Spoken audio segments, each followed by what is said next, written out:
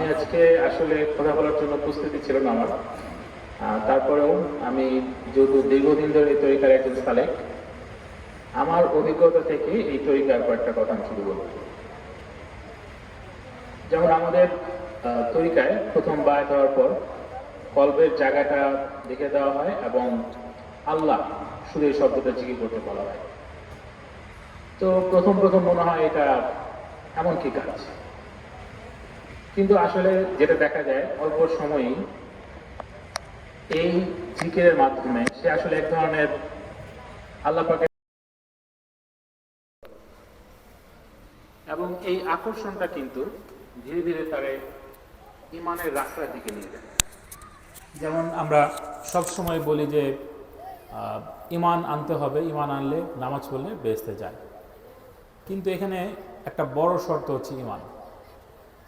এবং এখনকার যুগে মানুষের প্রধান যেটা বৈশিষ্ট্য সেটা হচ্ছে তারা বই পড়ে এবং বই পড়ে ওই পড়া অনুযায়ী ইমান আনে, কিন্তু ইমান কিন্তু আসলে একটা অন্তরের বিষয়।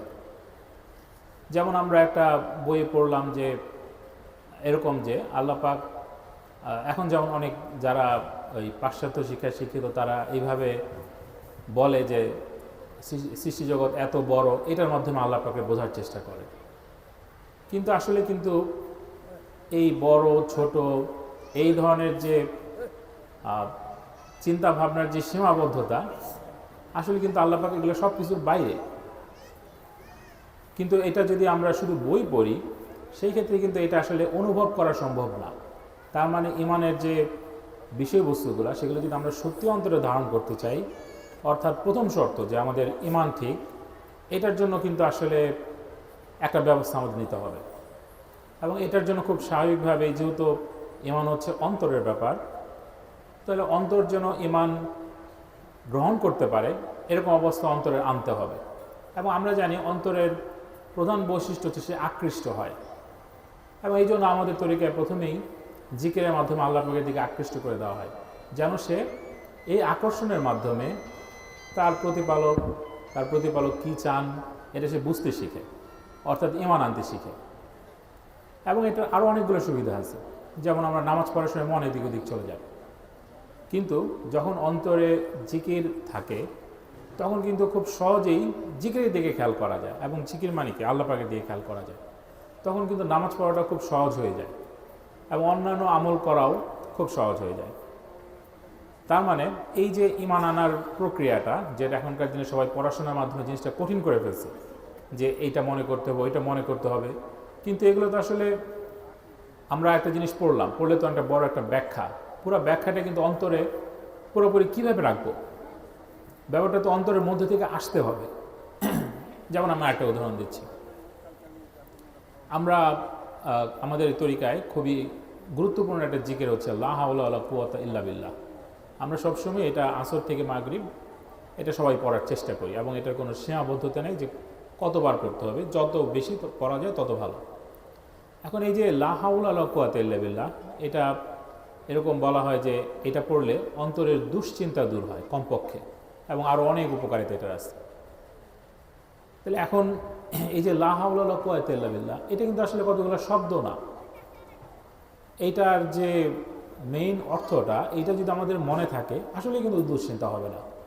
কিন্তু সমস্যা হচ্ছে যে আমাদের অন্তর যেহেতু প্রস্তুত না এই ধরনের তসবিহ এই ধরনের জিকিরের অর্থগুলো সে ঠিক মনে নিয়ে সে অনুযায়ী কাজ করতে পারে না। যেমন লা হাওলা ওয়ালা কুওয়াতা ইল্লা বিল্লাহ, এটার অর্থ কি, যে কোনো শক্তি নাই আল্লাহ পাকের শক্তি ব্যতীত। তাহলে এইটা যদি সত্যি আমার মনে থাকে, আমি কিন্তু অন্য কোনো শক্তি থেকে ভয়ও পাবো না, অন্য কোনো শক্তির কোনো কারণে ব্যতিব্যস্তও হব না। কিন্তু আমাদের অন্তর জিনিসটা গ্রহণ করতে পারে কিনা সেটাই কিন্তু কথা। তাহলে এটা গ্রহণ করতে গেলে আসলে অন্তরের সুস্থতা দরকার, এবং অন্তরের সুস্থতা মেইনলি কিন্তু প্রধানত হচ্ছে কিন্তু আসলে তার আকর্ষণটা কোন দিকে। তো এই জন্যই দেখা যায় আমাদের তরিকার শুরুতেই এমনভাবে জিকির দেওয়া হয় যেন তার প্রধান আকর্ষণ শুধুমাত্র আল্লাহ পাক থাকেন, এবং যখন প্রধান আকর্ষণ শুধুমাত্র আল্লাহ পাক হন তখন আল্লাহ পাক প্রদত্ত যে শরীয়ত সেটাও ভাল লাগে, কোরআন শরীফও খুব ভাল লাগে, এবং কোরআন শরীফ পড়তেও ভালো লাগে। কোরআন শরীফের কি করতে বলা হয়েছে সেটা করাটাও খুব আনন্দময় হয়ে যায় এবং অন্তর সহজে এই তসবির অর্থগুলা গ্রহণ করতে পারে। এবং তসবির অর্থগুলো যখন গ্রহণ করতে পারে তখন কিন্তু এই তসবিটা শুধুমাত্র কতগুলো শব্দ থাকে না, এটাই তার অবস্থা। এবং এটাই যখন অবস্থা হয় তখন ঈমান পরিপূর্ণ হয়, শরীয়ত পরিপূর্ণ হয়, অর্থাৎ আমরা যেটা বলি ঈমান, আমল, ইখলাস এগুলো পরিপূর্ণ হয়।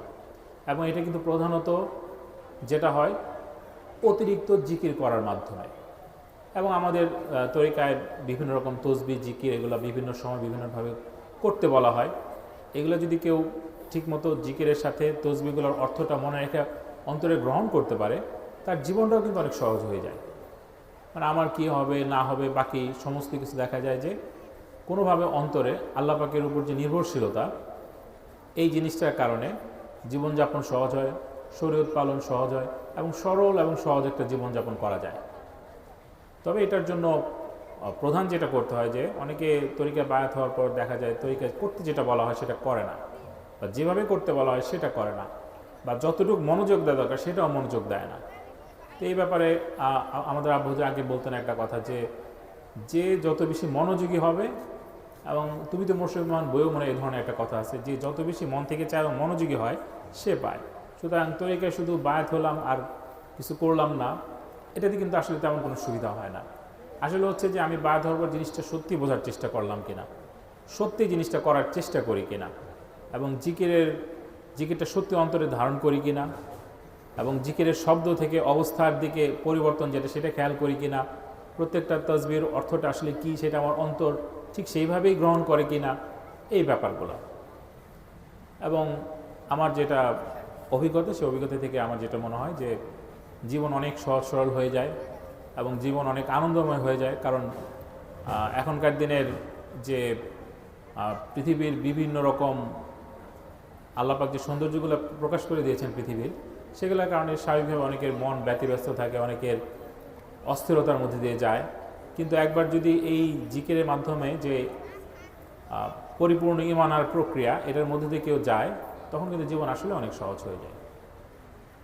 এটা আমার অভিজ্ঞতা থেকে আমি যেটা বুঝেছি সেটা সামান্য আপনাদের কাছে বললাম আর কি। আসসালামু আলাইকুম।